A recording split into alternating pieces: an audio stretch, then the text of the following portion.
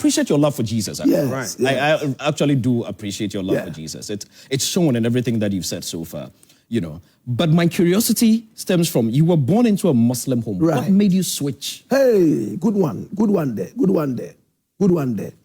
All right, so I was a crazy Muslim. I'll pray 5 times a day, recite all my prayers in Arabic, you know, and all that. Then it came to a time I started seeing stars. I don't smoke, I've never smoked, I've never drank alcohol, I don't eat anything that has ice, I do not eat sugar, I don't eat chilled things and all. Hold on, you don't eat anything that has ice? Not at all. You don't eat fish? No, sir. They love their lives, same way I love my lives. I don't eat that. I don't eat snails, I don't eat crabs. Anything that has ice is not my food. Right. Yes. Okay. So, this was it. I started seeing stars. In fact, I will have a dream about something happening. And in about 3 days, up to a week, it would happen. Yes, things were happening. And then I would walk on the street. I see somebody in front of me. I will hear a name in my ear. And I will mention, and the person will turn back and say, did you call me? Wow. In fact, I thought I was going crazy. If I was smoking, I would have said I was high.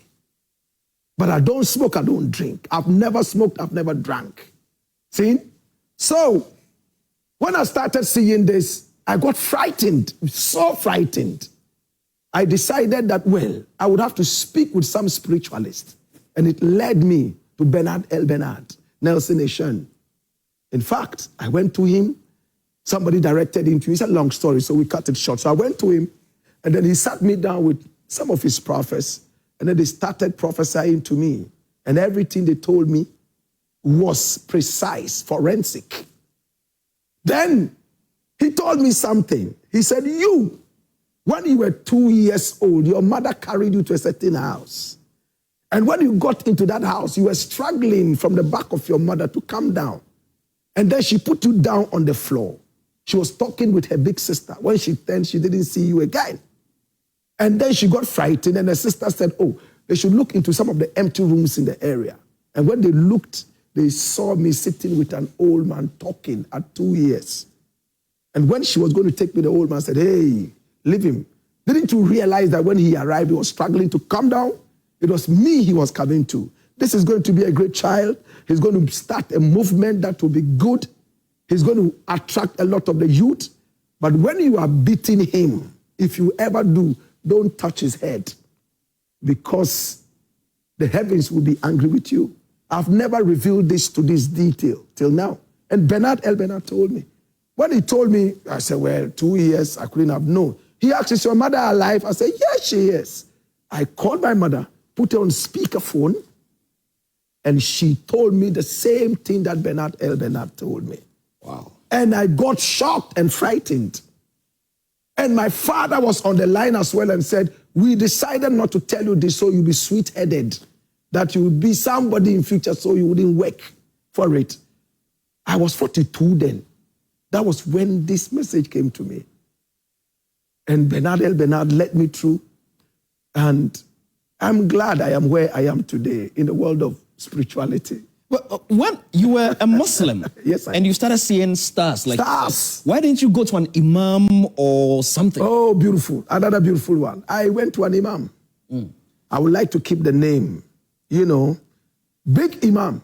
And I used to invite him to my radio show here. So people who used to listen to it will know who I'm. A big imam, big, one of the biggest in Africa. Seeing? And he was taking me through spirituality and all that. But in my dreams, I was seeing the Bible. Wow. I hate to say this, but it is what it is. Bible, things that I never knew even were in the Bible. I saw that. And then I would get up, and I always had the Bible to read and criticize and fight Christians and fight whoever. And people knew that I did that. I fought TB Joshua to the point that he called me from Nigeria. Wow. I said, hey, my son. I said, who is your son? He said, come here. I said, who? At the end of the day, when I started seeing stars, the call came again. He said, can you come to Nigeria? I said, yes, sir. What for? He said, the Lord said I should invite you over. I was with him for 8 days. We went on the mountain praying and fasting. He gave me one of the best treatments that I had. Today I can say it. And when I was coming back, he gave me $3,000. I refused it. He said, no, sir, take it. And he told me, one day you come here and preach. You are an ordained priest. You know that? These were my days of struggling, like days that I was confused, like, I'm a Muslim. I wake up and I pray. I fast during Ramadan. Hey, Mr. Quay, I say a time came that I would go to the mosque and pray and come down and take my Bible again and read my Bible. I didn't even know how to pray as a Christian. It took Kewa. He was the person who gave me the first prophecy. Wow. And led me to Christ. Kewa. He did that. Highly spiritual. Yeah, highly. Hey, what he told me. This was a guy I was always teasing and pulling along my whims and caprices. Then he sat me down and said, hey, I see this Malam with you. This is the name of the Malam. The same Malam that I talked to you about. He's a good guy. He's this. But A, B, C, D, E, F. What is this guy saying? You know, so from that time, I started to be a student of religion. And then I transitioned into spirituality. And I am glad that I can listen to myself as Christ taught us. So a time shall come when you shall not find it even important to stand at a certain place and pray.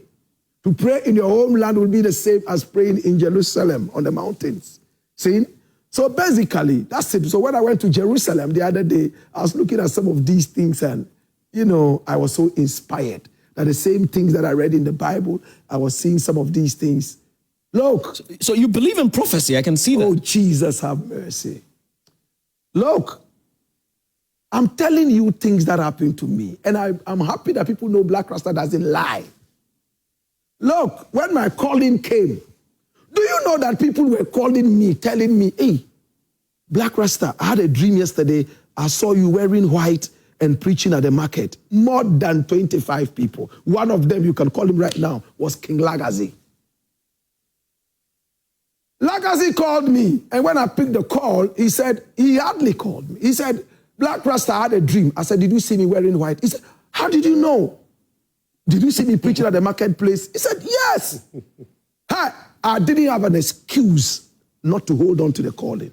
Hard-hearted as I was. And I'm telling you the truth, my brother. Recently, when me and Lagazi talked about this thing, he told me the real deep thing. He said he dreamt about me in white and praying, preaching in the market. But he knew that Blakk Rasta, I can't call him and tell him this. He will just, you know. Yeah. So he went into the room and he felt so heavy. He couldn't sit in the room. He came out, picked his phone and refused, went back. The heaviness increased until he made that call to me. And I told him, you know what? More than 10 people have called me so far. Anyone who called saw me preaching at the marketplace wearing all white. And I see this as a revelation. Maybe God was telling me, oh, you've done the Islam enough, over 40 years. Come and do this one too small. I'm taking you through this journey. You've done the Rasta small. Come and do this one too small. For me, religion is not supposed to be a political party. You can hop in and out of any. The Bible says, test all the faiths, right? All the spirits. And you shall see the one that befits you. Do you see Blakk Rasta opening a church anytime soon? No, I'm not a church. Do you see Blakk Rasta preaching somewhere anytime? Oh, yes. I preach on radio. And when I have the opportunity, today I was just talking about what's his name again? I show speed. Yeah. You know, and then all of a sudden I realized I was preaching. I went into the Bible and into the Quran and all, and I was just preaching. You were just going. I mean,